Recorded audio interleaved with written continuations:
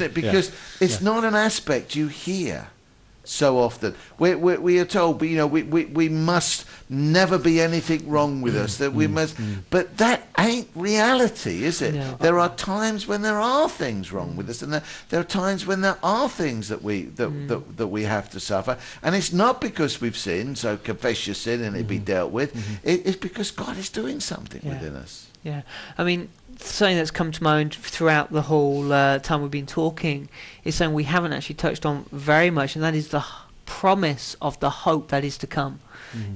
Through it all, through the suffering, through the struggle, there is that promise that God says, you will be with me in heaven. You will have a new resurrection body promised. That is there. That is set in stone. It's there waiting for us at the end of it all. And that famous passage, suffering produces perseverance, perseverance, character, hope, and hope does not disappoint. That hope of what Jesus promised us does not disappoint. And I was just reading, one of my favourite passages is in 1 Thessalonians 5, verse 23 and 24. But I'll read you verse 24 because it's shorter.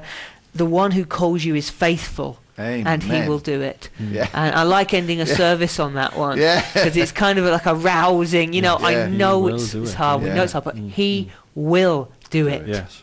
So praise God. Glory. Brian, we've got a call, we go just there, but Brian has emailed in a couple of times, therefore he definitely wants it read, so we're going to do it for you, Brian, because it is very relevant. He talks about Hebrews 12:2-3 to be put into a practice every day in our lives, and because it says fixing our eyes on Jesus, the author and perfecter of the faith. So what we've got, number one, we've got our response to him, but to the fact that he is the one that's completed it already. So it's bringing several things that we've said already together there. Who for the joy that's set before him, this is coming back to what was just said, for the joy that was set before him, endured the cross, despising the shame, and has sat down at the right hand of the throne of God. For consider him who has endured such hostility by sinners against him, so that you may not grow weary and lose heart. And again, I think you touched upon this a bit earlier on, Dominic. The Lord has been this way. And he's not asking us to go any way that he hasn't been, but he is saying, look to me, consider me, see I have done it, and now I can do it in you. That's right. That's right. I mean, if we think about it, Christ has gone so much further than we ever have. He has literally suffered the humiliation of setting aside his crown of glory to come to earth, to be a vulnerable baby. I mean, how humiliating. The God of world of creation, this baby, so vulnerable. And yet that's the way he goes forward. And then we mentioned the washing of the feet. Gross. And it was a job of a servant as well, know, and yet he did it. And that would have shocked his disciples. That's what a servant does. You don't wash my feet, I should wash you. But no, you don't understand what I'm doing now, but you will. You will. There's an aspect there which we haven't touched upon. We sort of mentioned it, but not really touched upon, and that is this fixing your eyes on Jesus and not looking at the world, not looking at the pleasures of the world, because there are other people that are actually not Christians, but they seem to be fine. They don't seem to have any problems. They seem to be blessed. They've got houses, they've got money, they've got and that can be quite tough sometimes, can't it? I think we've become unaccustomed to hardship and to suffering as Christians in the Western world, particularly. We're very rich. We're rich. I mean, if I was to tell you how much money was coming into my household in a month, you'd probably laugh and ask me how on earth I'm doing it. But I look at that and I say, well, compared to most people in the world, I'm rich. But we have become completely unaccustomed, in the UK particularly, I think, to hardship. It's not part of our curriculum now as Christians. We almost are at the point now where we say, if it's getting tough and it's getting hard, we're doing something wrong. And that's just not the case. The fact of the matter is, I say this in some places I go on, and it doesn't get received very well. I say, listen, for instance, people are going to get offended at you when you start preaching the cross. oh, we don't want to offend anyone. Well, I don't want to offend anyone. But here's the thing. The Bible preaches, the Bible teaches, the cross is an offence. End of chat. You preach the cross correctly anywhere you go, and it will offend people. Now, but we're not even accustomed to that. We're not even accustomed to people getting offended at what we're saying, because, you know, to preach the cross correctly means to say to people, listen, you're a sinner. You need to be saved by the grace of God, otherwise you're going to hell. Now, some stuff in there that's not very nice. It's not palatable. But the truth of the matter is, if you don't tell someone they got cancer, they're not going to do anything about it. Right. So we've got to go there. But we have become fat. We've become liberalised. We've become not used to hardship and suffering, or even the idea of hardship and suffering anymore. We think that if somebody disagrees with us, that we're being persecuted.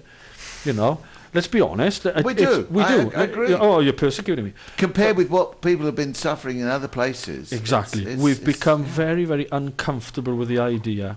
But very quickly, let me tell you about my weekend.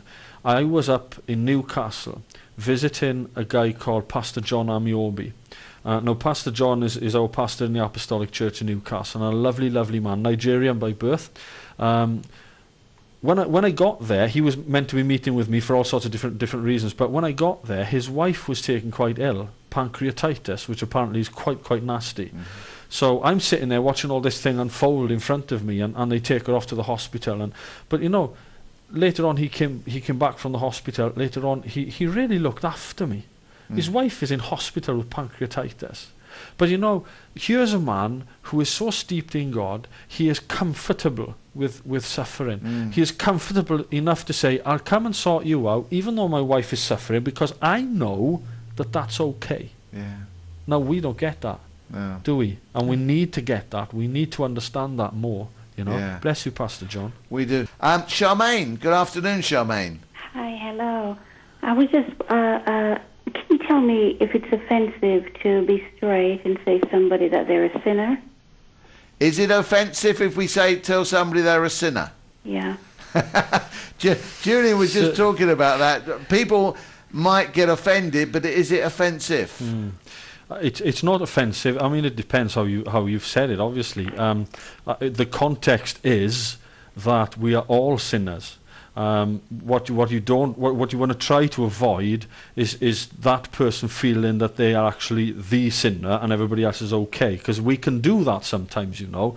But we'll open our mouths to say with all good conscience something that, you know, we want to bring the best out of the situation, and we'll say something like, well, you're a sinner, but actually what we should be saying is we are sinners. It's not offensive to say. It can come across as offensive, I think, if you say it in an unwise manner, if you like, if you want to put it like that. So I mean, because we're all sinners. I'm a sinner saved by grace. I once sang a song in a band that I was with, where the guy just wrote, "Sinner saved by grace. That's my name. That's my name." I never thought of it like that before. That's my name, sinner saved by grace. So we have to get that across when we're talking to people about them being sinners. We have to help them understand that actually that it's a corporate thing. They're not the only sinner in the world. They're not the sinner, and we're not. You know, they're not the sinner, and we're the clean ones. They have to come to understand that they're a sinner, because everybody is a sinner. But even within that, people will be offended by being told that they're a sinner. Does that help?